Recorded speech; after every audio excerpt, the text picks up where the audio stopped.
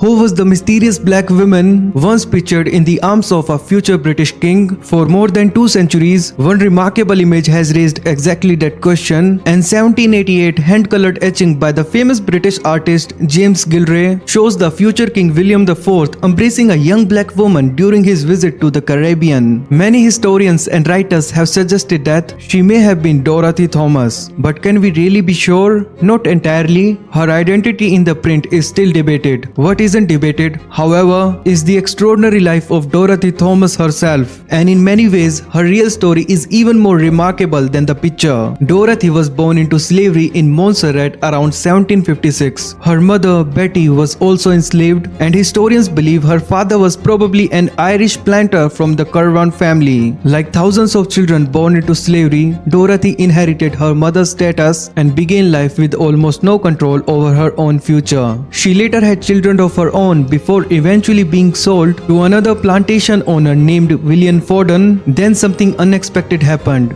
When Forden died in 1782, his will changed Dorothy's life forever. She received household goods, livestock, and most importantly, enough support to purchase freedom for herself and the 3 of her children. Freedom gave her something she had never truly possessed before: a chance. Dorothy entered a relationship with a white merchant named Joseph Thomas, whose surname she adopted. From that point onward, her life took a remarkable turn. Instead of working for someone else, she began building businesses of her own. She traded jewelry, fabrics, clothing, and luxury goods between islands, eventually opening boarding houses, hotels that catered to merchants, sailors, and wealthy travelers across the Caribbean. As her fortune grew, so did her reputation. After moving to Demerara, in present-day Guyana, she became so successful that many people called her the Queen of Demerara. Yet Dorothy's story also reveals one of history's greatest contradictions. Although she had been born enslaved herself, surviving records show that she later owned enslaved people as part of her business empire. When slavery was abolished across most of the British Empire in 1834, she even received financial compensation from the British government for the enslaved labor she legally lost under the compensation scheme.